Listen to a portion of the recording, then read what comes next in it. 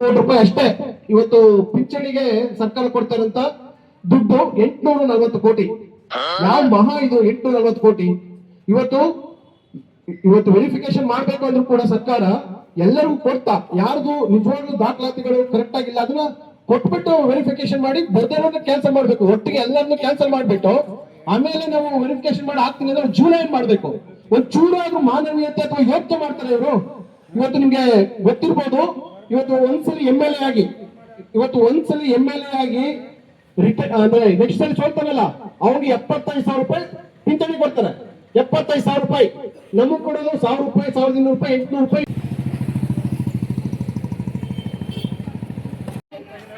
ಹೌದು, ಈಗ ಯೋಚನೆ ಮಾಡಿ, ಶಕ್ತಿ ಇರ್ಬೇಕಾದ್ರೆ ದುಡ್ದೋ ಇಲ್ವೋ.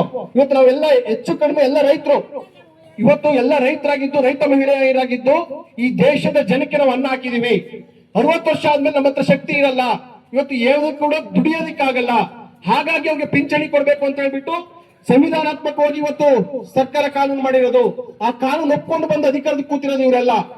ಈಗ ಆ ಕಾನೂನು ಅದೇ ಈಗ ವಿಧವೆಯರು ಕೂಡ ಇವತ್ತು ಗಂಡು ಮಕ್ಕಳು ಮನೆ ಯಜಮಾನ್ರು ಒಂದ್ ನಿಮಿಷ ಈಗ ವಿಧವೆಯರು ಕೂಡ ಮನೆಯಲ್ಲಿ ಗಂಡು ಮಕ್ಕಳಿಲ್ಲ ಅಂತ ಅಂದ್ರೆ ಅವ್ರ ಜೀವನ ಮಾಡೋದಿಕ್ಕಾಗಲ್ಲ. ಹೌದು, ಅಲ್ಲ ಗಂಡಂದಿರಿಲ್ಲ ಅಂತ ಅಂದ್ರೆ ಒಂದ್ ನಿಮಿಷ ತಾಳಿ. ಈಗ ಗಂಡಂದಿರಿಲ್ಲ ಅಂತ ನೀವು ನೋಡ್ತಾ ಇದ್ದೀರಾ. ಇವತ್ತು ಗಂಡಂದಿರಲ್ಲ ಅಂದ್ರೆ ಜೀವನ ನಡೆಸೋದಿಕ್ಕಾಗಲ್ಲ. ದುಡ್ಡು ತಂದಾಕೋರು ಯಾರು? ಅವ್ರು ಕೂಲಿ ಕೆಲ್ಸಕ್ಕೆ ಹೋಗ್ಬೇಕು. ಅವರು ಕೂಡ ಇಡೀ ಜೀವನದಲ್ಲಿ ಮಕ್ಕಳು ಕಟ್ಕೊಂಡು ಬದುಕಕ್ಕಾಗಲ್ಲ ಅಂತ ಹೇಳ್ಬಿಟ್ಟು ವಿಧವೆಗೂ ಕೂಡ ಇವತ್ತು ಪಿಂಚಣಿ ಅಂತ ಮಾಡಿರುವಂತದ್ದು. ಅಂಗವಿಕಲರಿಗೂ ಕೂಡ ಅವರು ಕೂಡ ಸಮಾಜದ ಒಂದು ಭಾಗ ಅಂತ ಹೇಳ್ಬಿಟ್ಟು ಅವ್ರಿಗೂ ಕೂಡ ಪಿಂಚಣಿ ವ್ಯವಸ್ಥೆ ಮಾಡಿರೋದು. ಹಾಗಾಗಿ ಈ ಪಿಂಚಣಿ ವ್ಯವಸ್ಥೆನ ಮುಂದುವರಿಸಬೇಕು ಅಂತ ಹೇಳ್ಬಿಟ್ಟು ಇವತ್ತು ನಾವು ಹೋರಾಟ ಮಾಡ್ತಾ ಇದೀವಿ. ಇಡೀ ಕರ್ನಾಟಕದಲ್ಲಿ, ಇಲ್ಲಿ ಮಾತ್ರ ಅಲ್ಲ, ಕರ್ನಾಟಕದಲ್ಲಿ 80 ಲಕ್ಷ ಜನ ಪಿಂಚಣಿದಾರರಿದ್ದಾರೆ. ಅಂಗವಿಕಲರು, ವಿಧವೆಯರು ಮತ್ತೆ ಹಿರಿಯ ನಾಗರಿಕರೆಲ್ಲ ಸೇರಿ. ಆದ್ರೆ ಅದರಲ್ಲಿ ಸುಮಾರು 3 ಲಕ್ಷದಷ್ಟು 8 ಲಕ್ಷದಷ್ಟು ಜನಕ್ಕೆ ಇವತ್ತು ಪಿಂಚಣಿ ಕಟ್ ಮಾಡಾಕಿದ್ದಾರೆ. 8 ಲಕ್ಷ ಜನದಷ್ಟು ಬರ್ತಾ ಇಲ್ಲ ಪಿಂಚಣಿ, ಇಡೀ ಕರ್ನಾಟಕದಲ್ಲಿ ಬರ್ತಾ ಇಲ್ಲ.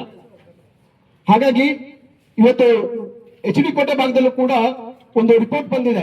ಇಲ್ಲಿ 31,000ದಷ್ಟು ಪಿಂಚಣಿದಾರರಿದ್ದಾರೆ. ಅದರಲ್ಲಿ 16,000 ಜನದಷ್ಟಕ್ಕೆ ಇವತ್ತು ಪಿಂಚಣಿ ಬರ್ತಾ ಇಲ್ಲ. ಅರ್ಧಕ್ಕರ್ಧ ಜನ ಪಿಂಚಣಿ ನಿಲ್ಲಿಸಿದ್ದಾರೆ. ಇವತ್ತು ಪಿಂಚಣಿ ಕೊಡ್ಬೇಕಾದ್ರೆ ವೆರಿಫಿಕೇಶನ್ ಮಾಡಿದವರು ಯಾರು? ಇದೇ ಅಧಿಕಾರಿಗಳಲ್ವಾ? ಈಗ ನಿಮ್ಗೆಲ್ಲ ಪಿಂಚಣಿ ನೀವು ಕೊಟ್ಟ ತಕ್ಷಣ ಕೊಟ್ಬಿಟ್ರೆ ಎಲ್ಲ ಪಿಂಚಣಿನ ವಿತರಿಸಿ. ಬೇಕೇ ಬೇಕು, ಬೇಕೇ ಬೇಕು. ಜನಗಳ ಗೋಳು ಕೇಳದ ಸರ್ಕಾರಕ್ಕೆ, ವೃದ್ಧಾಪ್ಯ ವೇತನ, ವಿಕಲಚೇತನರ ವೇತನವನ್ನು ನಿಲ್ಲಿಸಿರುವ ರಾಜ್ಯ ಸರ್ಕಾರಕ್ಕೆ, ಜನಗಳನ್ನು ಬೀದಿಯಲ್ಲಿ ಅಲಿಸುತ್ತಿರುವ ಸರ್ಕಾರಕ್ಕೆ ಬೇಕೇ ಬೇಕು, ಬೇಕೇ ಬೇಕು. ಸ್ನೇಹಿತರೆ, ಈಗಾಗಲೇ ತಹಸೀಲ್ದಾರರು ಕೂಡ ಬಂದು ವಿಷಯನ ಹೇಳಿದ್ದಾರೆ. ಆದ್ರೆ ನಾವಿಲ್ಲಿ ಯೋಚನೆ ಮಾಡ್ಬೇಕಾಗಿರೋದು, ಅರ್ಥ ಮಾಡ್ಕೋಬೇಕಾಗಿರೋದು ಏನಂತ ಹೇಳಿದ್ರೆ, ಜನ ಎಲ್ಲಿವರೆಗೆ ಇಲ್ಲಿ ಈ ರೀತಿ ಬೀದಿಲಿದ್ದು ಹೋರಾಟ ಮಾಡಲ್ಲ ಅಲ್ಲಿವರೆಗೆ ಯಾವ ಸರ್ಕಾರಗಳು ಕೂಡ, ಯಾವ ಅಧಿಕಾರಿಗಳು ಕೂಡ ಗಮನ ಹಾಕಲ್ಲ. ಈಗ ಪೆನ್ಷನ್ ಕೊಡ್ತಾ ಇದ್ದಿದ್ದು ಹಲವಾರು ವರ್ಷಗಳಿಂದ ಬರ್ತಾ ಇದ್ದಿದ್ದನ್ನ ಇವಾಗ ಇವ್ರು ಏಕಾಏಕಿ ಆದಾಯ ಮಿತಿ ಹೆಸರಲ್ಲಿ ಗಂಡ್ ಮಕ್ಳಿದ್ರೆ ಕೊಡಲ್ಲ, ಆದಾಯ ಇಷ್ಟೇ ಇರ್ಬೇಕು, ಅವ್ರು ಮಾಡ್ಕೊಡೋದು ಒಂದು ಆದಾಯ, ಅವ್ರು ಕೇಳೋದು ಇನ್ನೊಂದು ಆದಾಯ. ಯಾರಿಗದ್ ಕೇಳ್ತಾ ಇರೋದು? ಇಲ್ಲಿ ಯಾವ್ದೋ ರೆಸಾರ್ಟ್ ಮಾಲೀಕರಿಗೋ, ಬಾರ್ ಓನರ್ಗಳಿಗೋ, ಅಥವಾ ಗಣಿ ಮಾಲೀಕರು, ಅಥವಾ ದೊಡ್ಡ ದೊಡ್ಡ ಭೂ ಮಾಲೀಕರಿಗೆ ಆದಾಯ ಮಿತಿ ಅಲ್ಲ. ಅವ್ರ ತೆರಿಗೆನ ವಸೂಲಿ ಮಾಡೋದಿಕ್ಕಲ್ಲ, ಬದಲಾಗಿ ಕೊಡ್ತಾ ಇದ್ದಂತ ಬಡವರಿಗೆ, ಯಾರು ವಯಸ್ಸಾದವರು, ವಿಧವೆಯರು, ವಿಕಲಚೇತನರಿದ್ದಾರೆ, ಅಂತವರ ಆದಾಯನ, ಅಂತವರ ವೇತನನ ಕಿತ್ಕೊಳ್ಳೋದಕ್ಕೆ ಇವರು 108 ರೂಲ್ಸ್ ಹೇಳಿ ಈಗ ಮನೆಗೆ ನಾವು ಬರ್ತೀವಿ, ಇದು ಮಾಡ್ತೀವಿ, ವೆರಿಫೈ ಮಾಡ್ತೀವಿ. ಏನ್ ವೆರಿಫೈ ಮಾಡ್ಬೇಕು? ಈ ಕಣ್ಣೆದುರುಗಡೆ ಕಾಣ್ತಾ ಇಲ್ವಾ ಜನಗಳ ಸಮಸ್ಯೆ? ಇದನ್ನ ಅರ್ಥ ಮಾಡ್ಕೊಳ್ಳದೆ ಜನ ಬೀದಿಗಿಳಿದು ಹೋರಾಟ ಮಾಡ್ಲಿಲ್ಲ ಅಂದ್ರೆ ಜನಗಳ ಸಮಸ್ಯೆ ಅಷ್ಟು ಸುಲಭವಾಗಿ ಬಗೆಹರಿಯಲ್ಲ.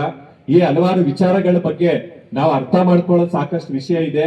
ಆ ಕಾರಣಕ್ಕೋಸ್ಕರ ಇಲ್ಲೆಲ್ಲ ಬೇರೆ ಬೇರೆ ಸಂಘ ಸಂಸ್ಥೆಯರು, ರೈತರ ಸಂಘಟನೆ, ದಲಿತ ಸಂಘಟನೆ, ಕಾರ್ಮಿಕರ ಸಂಘಟನೆಯವರು, ವಿದ್ಯಾರ್ಥಿ ಯುವಜನ ಸಂಘಟನೆಯಿಂದ ಬೇರೆ ಬೇರೆ ಗ್ರಾಮದ ಮುಖ್ಯಸ್ಥರು ನೀವು ಇಲ್ಲಿ ಬಂದಿದ್ದೀರಾ. ಈ ವಿಷಯ ವಿಕಲಚೇತನರ ಸಂಘದ ಪದಾಧಿಕಾರಿಗಳು, ನಾಯಕರುಗಳು ಕೂಡ ಇಲ್ಲಿ ಸೇರಿದ್ದೀರಾ.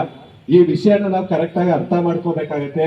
ಹಾಗೆ ಆಯಾ ಭಾಗದ ಮುಖಂಡರುಗಳು ಇವತ್ತು ಈ ವಿಷಯನ ಇಲ್ಲಿ ಮಾತಾಡ್ಬೇಕಾಗತ್ತೆ.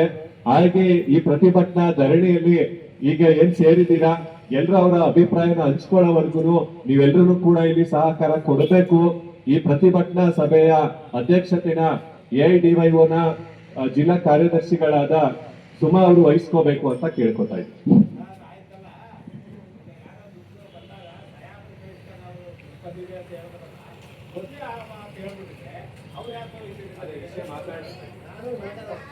ಅಲ್ಲ, ಈಗ ಅವರು ವೆರಿಫಿಕೇಶನ್ಗೆ ಬರ್ತೀವಿ ಅಂತ ಹೇಳ್ತಾ ಇದ್ದಾರೆ. ವೆರಿಫಿಕೇಶನ್ ಅಲ್ಲಿ ಅವ್ರು ಏನ್ ದಾಖಲೆ ಕೇಳ್ತಾರೆ, ಏನ್ ರೂಲ್ಸ್ ಹೇಳ್ತಾರೆ ನಮ್ಗೆ ಗೊತ್ತಿಲ್ಲ. ಈಗ ಅವ್ರು ಬರ್ಲಿ ಊರಿಗೆ ವೆರಿಫಿಕೇಶನ್ ಮಾಡ್ತಾರೆ ಅಂದ್ರೆ ಏನೇನ್ ಕೇಳ್ತಾರೆ